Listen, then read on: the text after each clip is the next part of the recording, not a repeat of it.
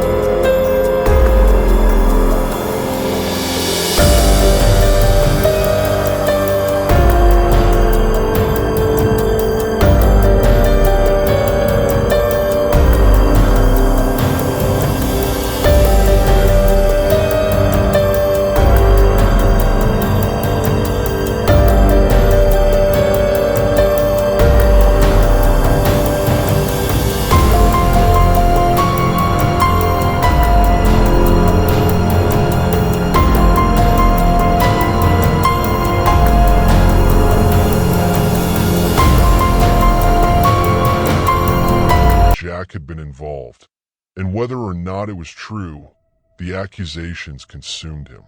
One stormy night, Jack snapped. Witnesses claimed to hear unsettling laughter echoing through the park as the storm intensified.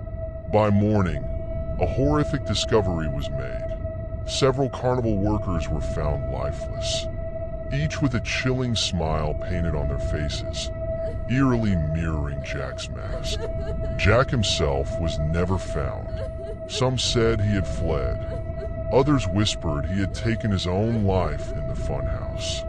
Soon after, the park closed its gates for good. Despite the eerie tales, Silver Hollow Carnival became a magnet for thrill seekers and ghost hunters. One such group, led by aspiring filmmaker Mark Taylor, decided to spend the night documenting the so-called haunting for their online channel.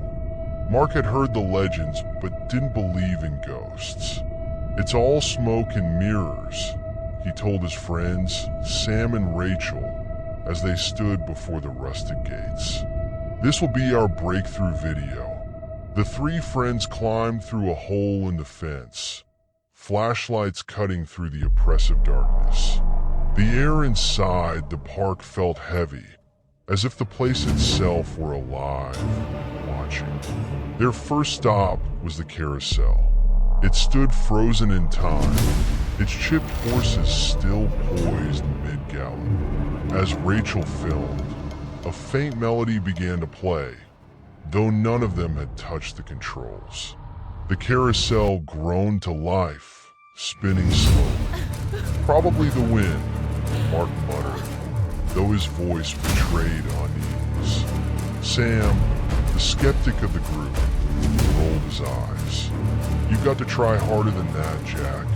At the mention of the clown's name, the carousel jolted to a stop. All three froze. Rachel whispered, "Did you see that?" In the reflection of a cracked mirror on one of the horses, a figure in a clown costume appeared behind them. When they turned, the figure was gone.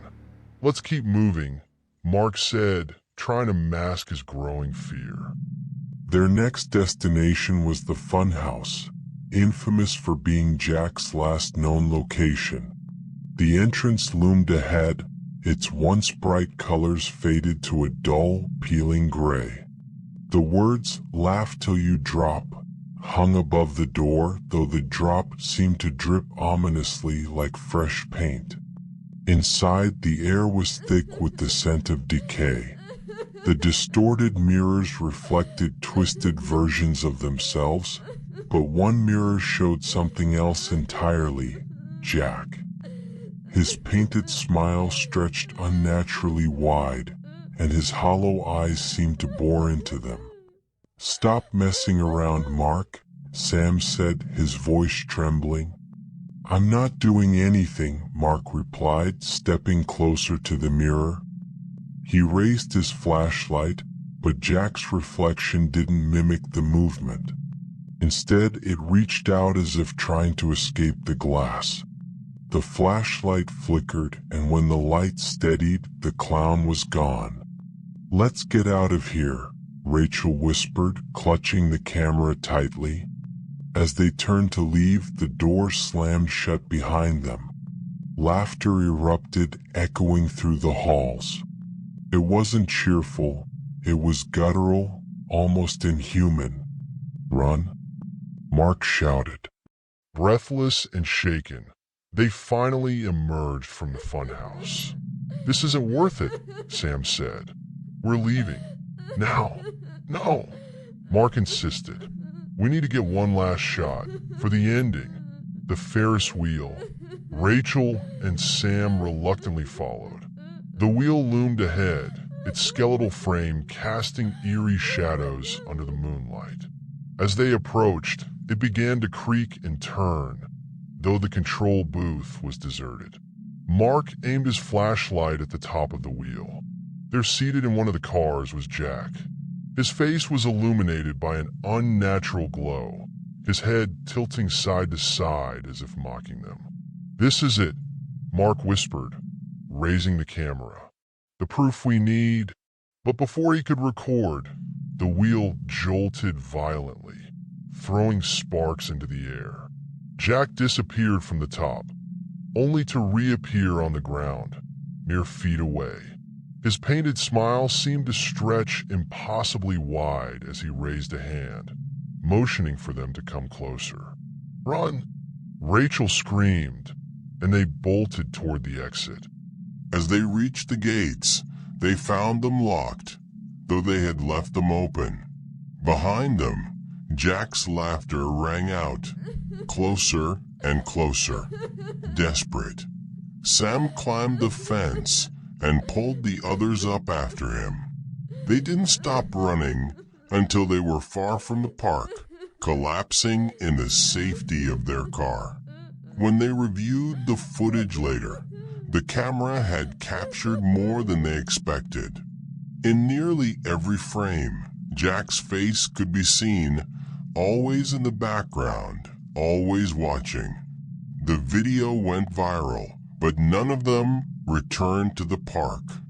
To this day, locals swear they can hear laughter drifting from Silver Hollow Carnival on stormy nights, accompanied by the faint creak of the Ferris wheel.